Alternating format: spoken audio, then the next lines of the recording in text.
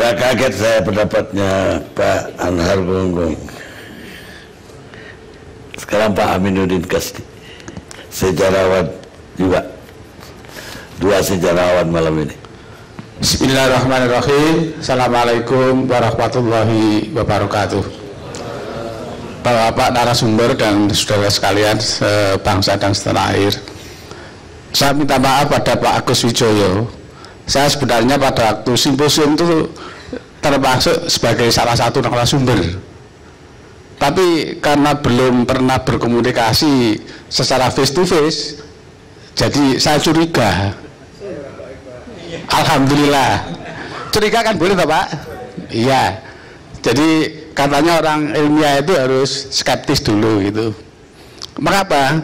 Saya khawatir, teman-teman khawatir kalau simposium itu dijadikan ajang legitimasi. Mengapa? Kalau misalnya dalam simposium itu PKI sebagai korban 65, maka ada aksesabilitas iya untuk menuntut dan sebagainya dan sebagainya. Seperti halnya pada waktu Pak SBY mengirim One Team Press ke Jawa Timur tahun 2013 meminta pertimbangan bagaimana kalau presiden atau pemerintah minta maaf. Kita semuanya menolak. Mengapa? Kalau minta maaf berarti yang menumpas itu salah. Salah. Nah, kalau salah, maka PKI-nya benar. Padahal tadi senior saya Dr. Anhar Gunggung sudah menyatakan bahwa melihat tahun 65 itu jangan hanya melihat 1 Oktober tahun 65, banyak yang dilakukan PKI yang menyakitkan umat Islam, sehingga umat Islam itu bisa aja getem-getem.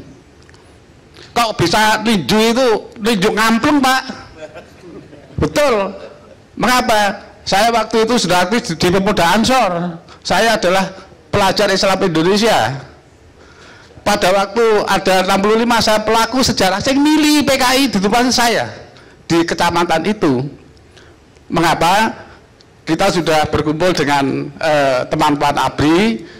Kita minta petunjuk gimana ini. Di sana-sana sudah terjadi berbagai pembakaran dan sebagainya. Tapi ABRI dan Polri, maaf, ABRI dan Polri belum memiliki dasar hukum untuk bertindak. Dan yang kedua, belum ada perintah atasan. Bagaimana ada perintah atasan? Wong di dalamnya sendiri geger gitu. Nah, oleh karena itu diserahkan pada massa. Massa saya adalah GB Ansor NU. Tahun 65, saya usia 19 tahun. Saya menjadi mahasiswa tingkat pertama. Oleh karena itu pedomannya yang pertama harus ada dokumen. Dokumen itu isinya apa? Adalah mereka yang tercantum sebagai pengurus partai. Kena Pak. Yang kedua sebagai anggota partai. Kena. Yang ketiga sebagai simpatisan. Yang keempat yang pernah memberikan sokongan. Yang kelima yaitu yang telah memberikan fasilitas untuk berbagai program PKI. Misalnya rapat di Bali ini, di pendopo ini, kena Pak. Kemudian yang keenam, yang pekarangannya itu meskipun dia itu bukan orang PKI tapi dipakai masang nama, itu kena Pak. Kena Pak. Tetapi kemudian kita bersepakat, yang pertama ojo jupuk tanggane, gak ilok. Yang pertama. Yang kedua, jangan dilakukan pada waktu siang hari, karena gimana ya, mengerikan. Tapi negara digeropi ya Pak. Yang ketiga, harus ada cross, jadi antar desa. Jadi dari satu kecamatan dibagi-bagi begitu. Nah ini salah satu yang kami lakukan pada waktu itu. Jadi mengapa demikian? Ya, Anda bisa membayangkan tanggal 13 Januari dalam suasana bulan puasa, anak-anak PI teman saya yang ada mental training di keras tadi itu digerobok ribuan sama PKI sama pemuda rakyat Gerwani dan naik ke masjid dengan tidak melepas alas kaki. Padahal itu bulannya Januari rendeng Pak, waktu itu belum ada aspal, jeplok. Kemudian Al-Quran itu diinjak-injak.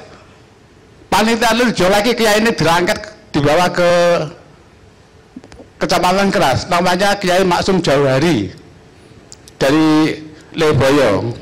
Nah, ini sekali lagi umat Islam getem-getem. Kemudian yang kedua, pada waktu aksi sepihak, kiai itu dianggap sebagai 3 dari 7 setan desa. Di samping kiai, haji dan guru ngaji. Mengapa haji itu kiai itu buncit? Iya, karena mengisapi darah rakyat. Apa benar itu? Enggak. Barang siapa yang ke rumah kiai minimal itu dapat minum, Pak. Enggak ada kiai yang bedicil itu enggak ada. Yang kedua mesti dapat pitutur. Dan yang ketiga biasanya dapat sangu, Pak. Saya pernah berjalan dari Pamekasan ke Sampang itu, saya tidak punya sangu sepeser pun.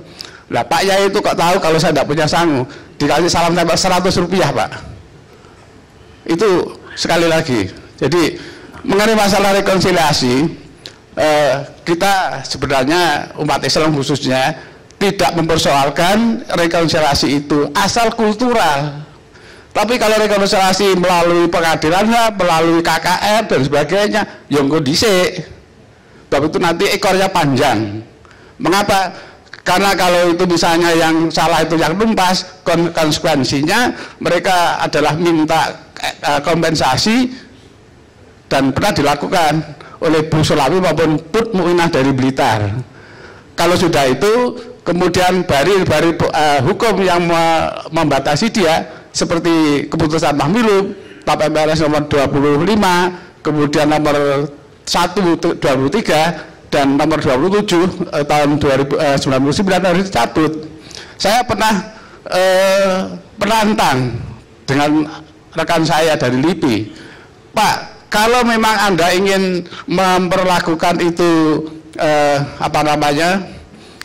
bisa kompensasi, bisa dan sebagainya, silakan diadakan referendum untuk mencabut TAP MPRS nomor 25. Tapi dia tidak sanggup, Pak. Nah, terus terang aja di Jawa Timur, karena saya juga namanya profesor kan menjadi tempat bertanya, Pak. Jadi tadi orang ketakutan sama komunis dan sebagainya. Takut kan boleh, Pak. Khawatir kan boleh. Katanya Rasulullah, "Qu anfusakum wa ahlikum naro." Jadi jagalah keluargamu, dirimu sendiri dan ahli keluargamu dari api neraka. Kalau memang itu benar, komunis itu adalah ateis. Kalau tidak ateis, mesti ada yang salah. Sing salah ajarannya apa sing salah orangnya. Oleh karena itu ditentang, sangat ditentang di Jawa Timur yang mayoritas banyak pondok-pondok besar. Saya ingat pada tahun 65 pada bulan November itu Pak Yai itu masih punya bahasa Jawanya itu Widu Geni. Jadi apa yang difatwakan itu diikuti, Pak. Bahwa PKI atau komunis adalah ateis dan ateis adalah tidak punya tempat di bumi Indonesia. Nah, terus terang aja kita khawatir karena kata orang the experiences is the best teacher. Jadi pengalaman itu adalah guru yang paling baik. Pak Kandi perlu tahu tahun 2008 itu setelah PKI direhabilitir oleh pemerintahan Hatta, tahun 53 Hatta ganti dioncret-oncret, dimaki-maki di pengadilan. Judulnya tuntutan editor Aidit menuntut peristiwa Madiun.